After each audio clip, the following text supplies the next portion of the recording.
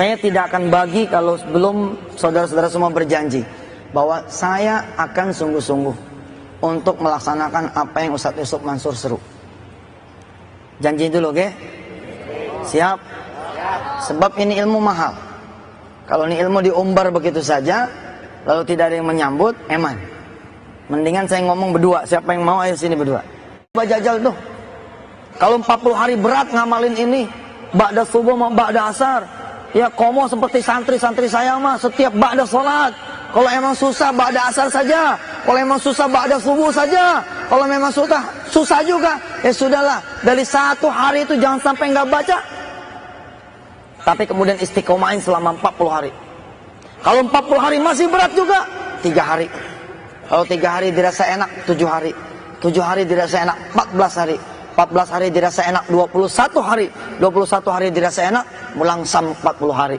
Kalau udah jadi doyan, 40 jadiin 100 hari. Kalau sudah begitu insya Allah, tanda-tanda nasrun minallahi qarib. Yang tidak kepengen kaya. Kaya iman. Kaya iman. Loh ini kaya dunia, siapa yang tidak pengen kaya dunia? Kaya iman ya semua mesti pengen kaya iman. Siapa yang pengen hidupnya susah? Siapa yang kepengen doanya nggak dikabul? Siapa yang kepengen hidupnya masalah terus? Siapa yang kepengen hidupnya fakir abadan abada? Nggak ada. Kalau nggak ada, saya mengajak ibu-ibu dan bapak-bapak semua jemaah yang rahmat Allah untuk ikut serta di dalam salah satu riyadhah ya yang kami laksanakan secara nasional. Ada banyak riyadhah, malam hari ini saya bagi satu. Tapi satu ini dipegang, didawamin, diistiqomahin, dilaksanain. Saya tidak akan bagi kalau sebelum saudara-saudara semua berjanji bahwa saya akan sungguh-sungguh untuk melaksanakan apa yang Ustadz Yusuf Mansur seru. Janji dulu, oke? Siap? Sebab ini ilmu mahal. Kalau ini ilmu diumbar begitu saja, lalu tidak ada yang menyambut, eman. Mendingan saya ngomong berdua. Siapa yang mau ayo sini berdua. Lah karena semua mau, ini saya kasih. Ibu bapak yang dirahmati Allah, kita yakin ini juga yang diwasiatkan oleh para alim ulama, para guru-guru, bahwa di antara surah-surah di dalam Al-Quranul Karim, ada di antara surah-surah yang merupakan pembuka pintu rizki, yang kalau kita kemudian baca, maka kita tidak akan fakir selama-lamanya. Tapi sayang beribu sayang, ada yang tahu tapi malas kemudian mendawamkannya.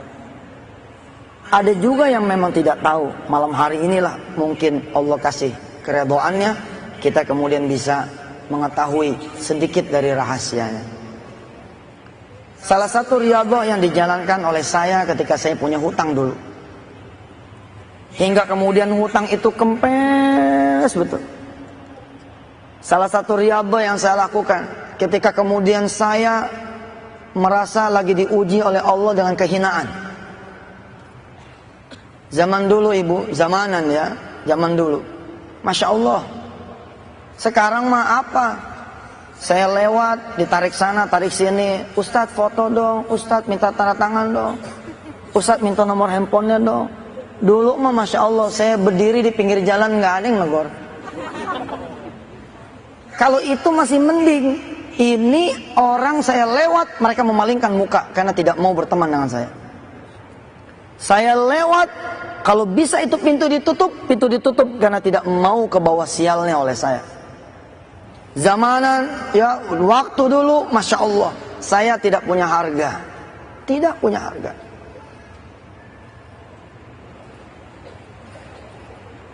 Sebagai contoh, insya Allah saya ngomong seperti ini tahadus bin nikmah untuk juga mengajarkan kepada para putra kiai. Jangan ngelihat bapak anda semua adalah seorang kiai lalu menjadikan anda menjadi mulia. Allah nggak mandang itu. Kalau Allah sudah mau mencabut kemuliaan, bas, anda lebih jelek daripada anak seorang pencuri. Anda lebih jelek daripada anak seorang perampok, lebih jelek daripada anak seorang pezina. Tapi kalau Allah sudah mau memuliakan, bisa sebaliknya. Anak seorang pezina pun mungkin, karena itu hak Allah lah yang memuliakan dan menghinakan, bisa menjadi mulia, atau sebaliknya bisa menjadi hina. Pada suatu saat saya pulang ke rumah, Bu, Pak, untuk menunjukkan betapa hebatnya surah ini, betapa fadilahnya, Masya Allah, begitu agung, begitu mulia. Saya kebetulan lahir, alhamdulillah, di rumah kiai, di balai kiai. Nama jalan di sepanjang jalan dari mulai Ketapang, Jakarta, ya, sampai ke flyover stasiun kota, itu memakai nama jalan buyut saya, Kiai Haji Muhammad Mansur. Kebayangkan, harusnya saya hidupnya mulia, harusnya saya hidupnya enak, harusnya orang menghargai saya. Tapi itulah, saya tidak bersyukur atas nikmat itu. Saya tidak bersyukur atas nikmat itu. Sedangkan Allah sudah mengatakan di dalam firman-Nya, saya bacakan buat Anda semua. Langsung saya buka ini Quran yang dikarang, yang ditulis, yang kemudian dibuat tafsir muyassarnya oleh Dr. Wahbah Zuhaili. Ada di dalam surah yang kita sama-sama hafal, surah Ibrahim. Surah keberapa Ibrahim? Surah keberapa surah Ibrahim? Surah ke-14. Saya melupakan tuh nikmat-nikmat yang Allah berikan kepada saya. Saya hidup bukan seperti putranya kiai. Saya hidup bukan seperti keluarga besar ulama. Salat jarang berjamaah, tidak ada qobliyah ba'diyah. Saya memang tidak melakukan perbuatan-perbuatan dosa yang kira-kira kayak gimana gitu. Tapi hidup saya tidak berbalut sunnah. Yang lain malam Jumatan yasinan, saya malah keluyuran. Alhamdulillah, ada beberapa hal lah yang Allah menyuruh saya menutupnya. Sekedar gambaran saja, ya, ini ada firman Allah di dalam surah Ibrahim, surah ke-14. A'udzu billahi minasy syaithanir rajim. Bismillahirrahmanirrahim. Wa idz qala Musa liqaumihi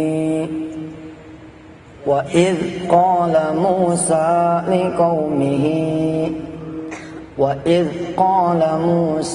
لِقَوْمِهِ اذْكُرُوا نِعْمَةَ اللَّهِ عَلَيْكُمْ إِذْ أَنْجَاكُمْ مِنْ آلِ فِرْعَوْنَ يَسُومُونَكُمْ سُوءَ الْعَذَابِ وَيُذَبِّحُونَ أَبْنَاءَكُمْ وَيَسْتَحْيُونَ نِسَاءَكُمْ وَفِي ذَلِكُمْ بَلَاءٌ مِّن رَّبِّكُمْ عَظِيمٌ وَإِذْ تَأَذَّنَ رَبُّكُمْ لَئِن شَكَرْتُمْ لَأَزِيدَنَّكُمْ وَلَئِن كَفَرْتُمْ إِنَّ عَذَابِي لَشَدِيدٌ وَقَالَ مُوسَى إِن تَكْفُرُوا أَنْتُمْ وَمَنْ فِي الْأَرْضِ جَمِيعًا فَإِنَّ اللَّهَ لَغَنِيٌّ حَمِيدٌ. Ya Allah, Allah nggak ngelihat tuh. Pokoknya kalau nggak bersyukur, wes akan ku cabut nikmatku kepadamu. Lah, ada tukang bakso di depan rumah. Ini tukang bakso nih. Dari mulai saya lahir, dia udah dagang di depan rumah. Nggak pernah dipungut sewanya. Nggak ada sewa, Pak. Dagang depan rumah, dagang aja gitu. Bukan sekedar belasan tahun, tapi puluhan tahun. Minimal ketika itu umur saya kira-kira 21, 22. Saat itu saya menjadi buronan, dicari orang, dimaki-maki, sepatu laras naik ke meja, pistol ditodongkan ke jidat, nggak keruan lah. Sampai kemudian saya lari, tidak ada yang tahu saudara-saudara semua kecuali saya buka mungkin pada malam hari ini. Salah satu tempat pelarian saya Jawa Timur. Tapi saya malah lari cakep, saya lari ke pesantren-pesantren. Mukanya kan muka dianggap sama pesantren. Saya masuk ngadem kurang lebih hampir 2 tahun. Terus menyisir sampai ke Banyuwangi, subhanallah. Yang paling lama saya di Situbondo. Alhamdulillah. Nah waktu itu saya pulang nih, pakai helm, pakai apa? Slayer, pakai jaket double-double dah supaya orang nggak tahu kalau saya pulang. Saya pulang tuh karena saya kangen sama rumah, kangen sama orang tua, kangen sama saudara. Nggak tahan Pak pulang juga. Begitu sampai depan pintu, buka helm nih, buka selayar, terciumlah aroma si tukang bakso. Kalau kata orang Betawi, ngambreng ke hidung. Seketika saya nengok, kemudian saya bilang sama si tukang bakso, "Bang, pesannya 1 mangkok." Itu ya, saya tidak melupakan tuh wajah beliau tuh. Si tukang bakso langsung nengok ke saya, kemudian matanya seperti mata menyelidik, dan berkata kepada saya, "Bayar enggak?"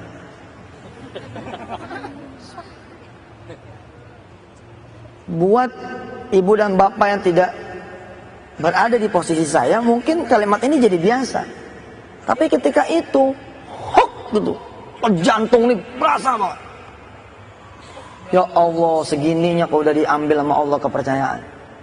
Sampai tukang bakso yang kalau saya minta pun harusnya nggak ada masalah. Cuman 1 mangkok dan tidak pernah dipungut sewa bertahun-tahun. Tiba-tiba dia khawatir saya nggak bayar.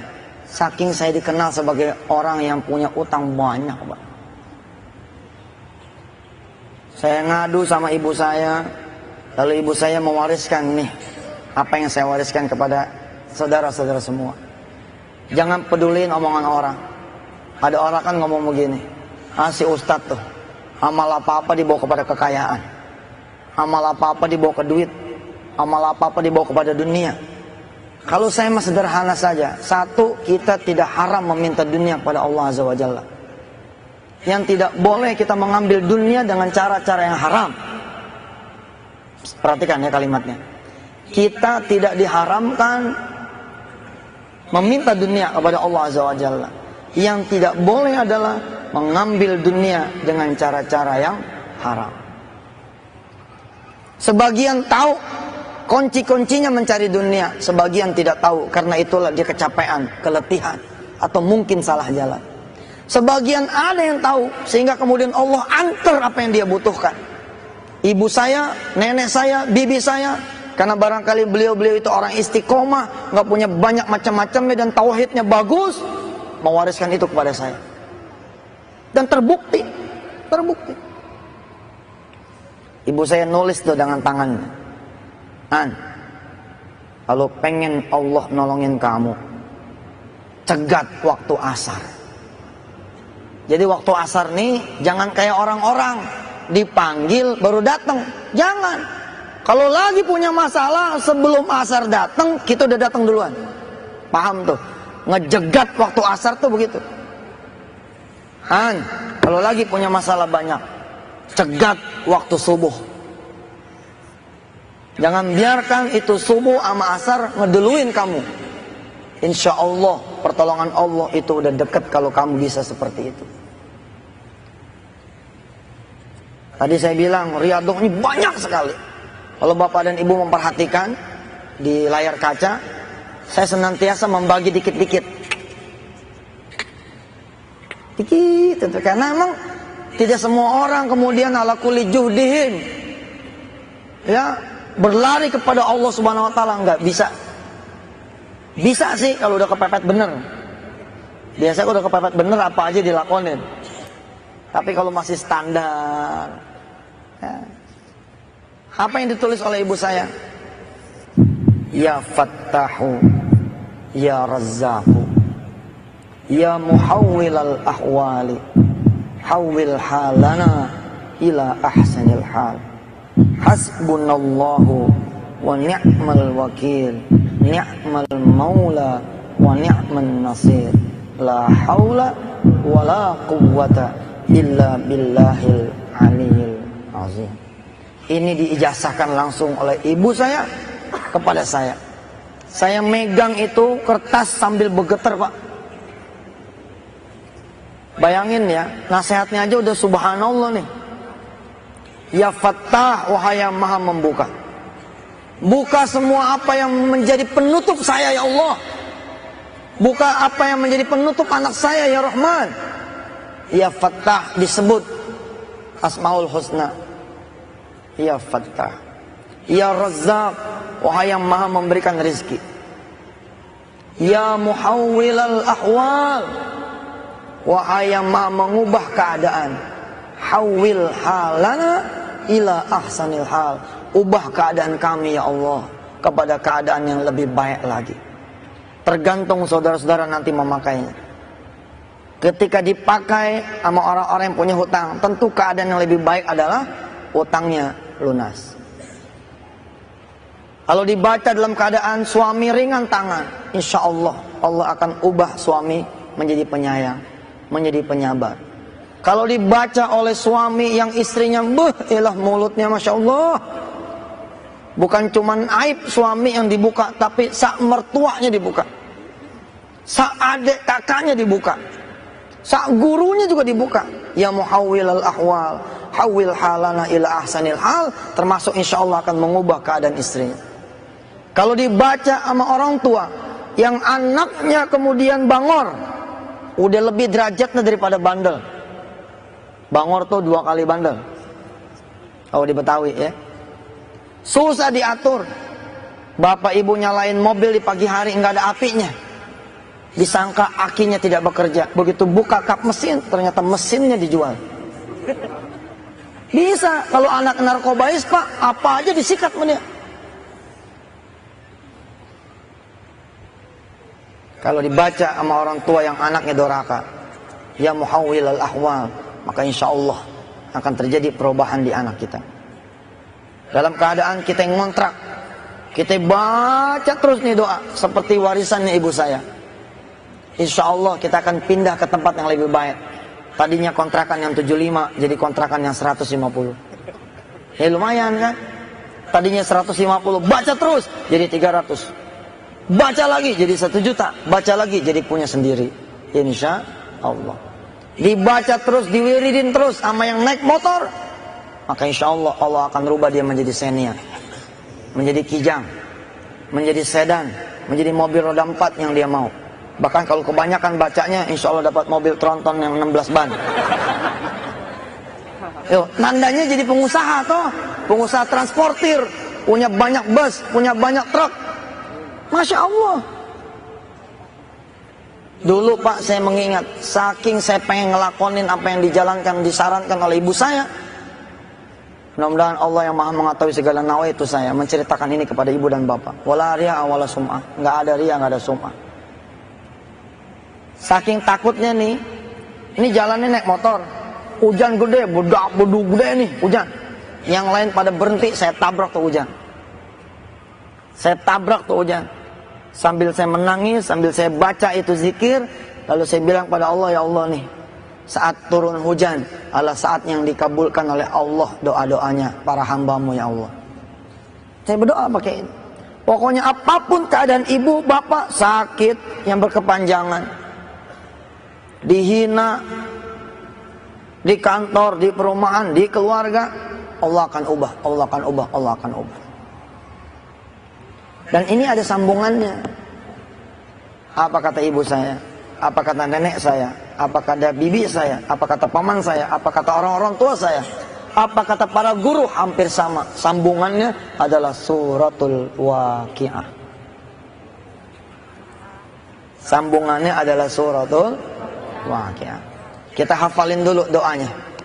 Bismillahirrahmanirrahim. Ya Fattahu, Ya Razzaqu, Ya Muhawwilal Ahwali, Hawwil halana ila ahsanil hal. Hasbunallahu wa ni'mal wakilu, ni'mal maula wa ni'man nasir. La haula wa la quwwata illa billahil aliyyil azim. Dan saya tidak akan tinggal ini insyaallah hatta amut, sampai saya mati. Kenapa? Karena satu, saya bilang ini zikir ya, ini Asmaul Husna, ini doa udah Masya Allah. Yang kedua, ini dari ibu saya. Disandingkan derajatnya sama kiai yang paling soleh pun kayaknya mah derajatnya lebih afdol. Ini ibu saya. Ini ibu. Tentu saja tidak mengurangi derajat para ulim ulama yang menasihati saya. Lah karena ini dari ibu saya pegang betul. Dan ketika saya mendirikan ma'had Darul Quran, saya wajibkan itu anak-anak santri saya baca. Awal-awal saya mendirikan Darul Quran, bacanya seperti saya 111 kali ba'da sholat. Tapi saya lihat anak-anak pada teler, karena bacanya kan habis sholat. Ya Pak, ya Rasul. Saya turunin jadi 3-3, teler lagi. Aduh ampun dah anak sekarang. Saya turunin lagi jadi 11. Setelah 11 saya bilang jangan lagi ditawar.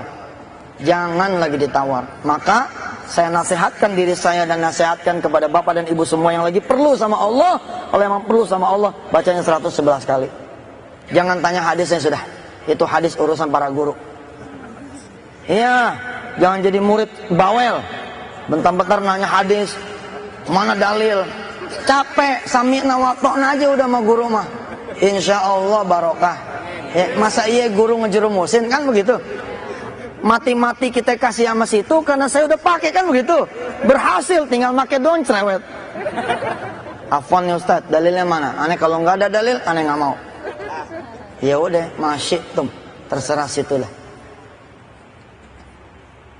111 Pak, apalagi kalau bapak tinggal di bedeng, tinggal di pinggir rel, maaf ya, tinggal di bantaran sungai. Dituding-tuding sama orang, kamu kalau nggak bayar awas ya. Bacanya jangan 111 Pak, tancap aja udah seksa. Istiqomahin, pandangin wajah emak. Usianya sudah 80 tahun, 70 tahun, 60 tahun, tapi apa kebahagiaan yang kita kasih sama dia? Dari sekarang nih, saya mau mewariskan kepada ibu dan bapak semua Riyadhah 40 hari dulu deh coba jajal tuh. Kalau 40 hari berat ngamalin ini, ba'da subuh sama ba'da asar, ya komo seperti santri-santri saya mah setiap ba'da sholat. Kalau emang susah ba'da asar saja, kalau emang susah ba'da subuh saja, kalau memang susah juga, ya sudahlah. Dari satu hari itu jangan sampai nggak baca. Tapi kemudian istiqomahin selama 40 hari. Kalau 40 hari masih berat juga, 3 hari. Kalau 3 hari dirasa enak, 7 hari. 7 hari dirasa enak, 14 hari.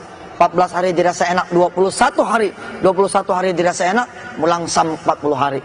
Kalau udah jadi doyan, 40 jadiin 100 hari. Kalau sudah begitu insya Allah, tanda-tanda nasrun minallahi qarib. Insya Allah.